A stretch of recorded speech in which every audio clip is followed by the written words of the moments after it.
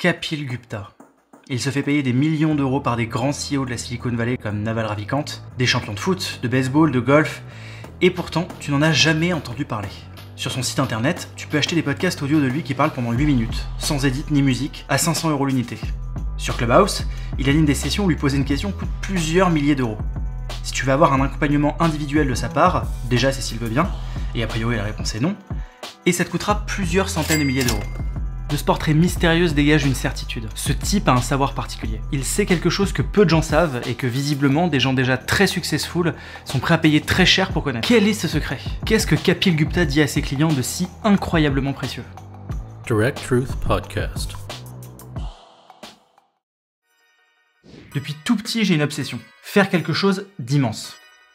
Mais sans savoir précisément quoi. Un feu qui brûle en moi mais sans direction claire dans lequel le projeter. Car la société ne semblait rien avoir à proposer qui rentrait en résonance avec moi. Ce que je ressentais donc c'était juste négatif. Une sorte d'urgence interne et un sentiment de culpabilité de pas libérer mon plein potentiel. Donc jusqu'à il y a peu de temps, ma vie était centrée sur l'idée de trouver des réponses et des pistes sur comment faire pour devenir moi-même. D'abord quand j'avais environ 10 ans, je me suis dirigé vers le sport, notamment le karaté et la gym. Mais rien à faire, ça me faisait pas tant vibrer à l'époque. Et surtout j'étais loin d'être extraordinairement talentueux. Plus tard, j'ai tenté de canaliser mon ambition dans les études. J'ai fait maths sup maths spé et je voulais absolument Polytechnique. C'était une période super stimulante intellectuellement, c'est parmi les meilleures années de ma vie. Mais j'ai pas été assez bon. Je me suis rabattu sur une bonne école, mais pas de transcendance ici non plus. Après ça, j'ai tenté de monter quelques projets entrepreneuriaux, mais il me manquait quelque chose. J'avais du drive, ça c'est sûr, mais j'avais pas assez de force et pas assez de confiance à ce moment-là. Et un jour, je suis tombé sur Kapil Gupta.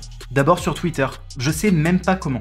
Comme si l'univers ou l'algorithme LOL l'avait dressé sur ma route. Puis j'ai commencé à lire ses articles, ses livres, écouter certaines de ses interventions. Et enfin, j'ai réussi à mettre la main sur une quarantaine de ses podcasts privés. Et j'ai compris pourquoi ces secrets étaient si précieux. Et ils m'ont profondément changé. Kapil Gupta est l'homme qui a eu l'impact le plus profond sur ma façon de voir le monde. Aujourd'hui, je n'ai aucun doute sur mon succès futur, ni sur la route que j'emprunte pour l'atteindre, ni sur le fait que j'ai ce qu'il faut pour y arriver. Je vais t'en dire plus. Mais je te préviens, rien que le vocabulaire qu'utilise Kapil est difficile à assimiler. Je dois moi-même n'en avoir qu'une partielle compréhension. Mais je vais faire de mon mieux pour essayer de te faire comprendre, ne serait-ce qu'un peu. Car si tu comprends, ne serait-ce que légèrement, ta vie va changer. Je plaisante pas du tout. Un nouveau sens va s'offrir à toi. Ça t'intéresse? Alors c'est que t'es un minimum sérieux. Parmi les secrets transformateurs de Kapil Gupta, il y en a deux dont je voudrais te parler. L'omniprésence des prescriptions et la notion de sincérité. Les prescriptions, ce sont les méthodes, les techniques, les hacks, les trucs et les astuces. Elles sont partout et on ne s'en rend même pas compte. Systématiquement, lorsque quelqu'un veut faire quelque chose, il présume qu'il y a une bonne manière de faire et une mauvaise manière de faire. Alors il cherche la méthode pour faire de la bonne manière. C'est ok dans deux situations. Quand on cherche à apprendre quelque chose de mécanique, comme apprendre à conduire une voiture par exemple, et quand on cherche à atteindre la moyenne dans un domaine. Si tu veux être bon coureur, c'est plus rapide d'apprendre la méthode qui fait consensus plutôt que d'essayer de réinventer le sport.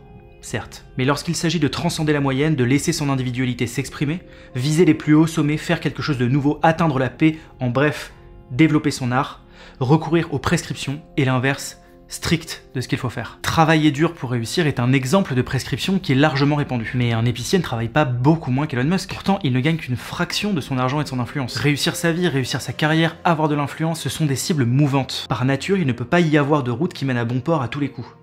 On ne peut donner et recevoir que quelques grands principes généraux. Voilà pourquoi lorsque tu lis un livre de développement personnel, en réalité tu les as tous lus. Pour devenir génial dans un domaine, il n'y a pas de théorie. Il faut sauter dans le grand bain et tenter de trouver une solution soi-même.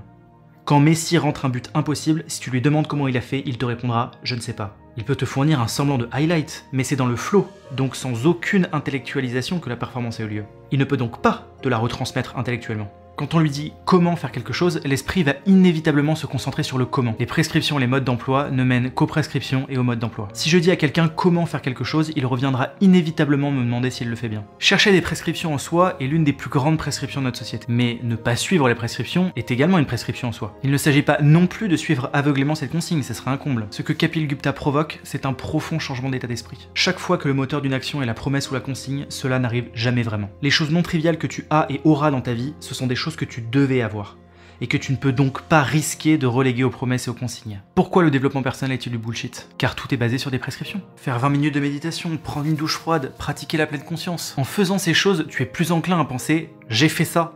Ça va donc me mener quelque part. Malheureusement, ce n'est pas comme ça que ça fonctionne. Si c'était vrai, les millions et les millions de personnes qui pratiquent la méditation et la pleine conscience deviendraient des bouddhas. Ils seraient illuminés. Et pourtant, ça n'est pas le cas. Le développement personnel n'est rien d'autre qu'un contrat tacite entre un auteur et un lecteur. L'auteur gagne de l'argent et en échange, le lecteur reçoit un petit sursaut de dopamine car il croit avancer dans la direction de ses objectifs. La seule action qu'entreprennent la plupart des lecteurs, c'est d'acheter le livre suivant. C'est la sincérité et le sérieux qui font avancer les choses, pas la mécanique, pas la technique, pas la méthode. Sans authenticité et sincérité, sans sérieux, il n'y a aucune sorte d'arrivée. Il n'y a qu'un mouvement temporaire et inutile. Demander comment ne rend personne grand. Cela rend dépendant. Cherchez la compréhension, pas l'instruction. Car la technique ultime est dépourvue d'action consciente, et l'ultime compréhension est dépourvue de pensée.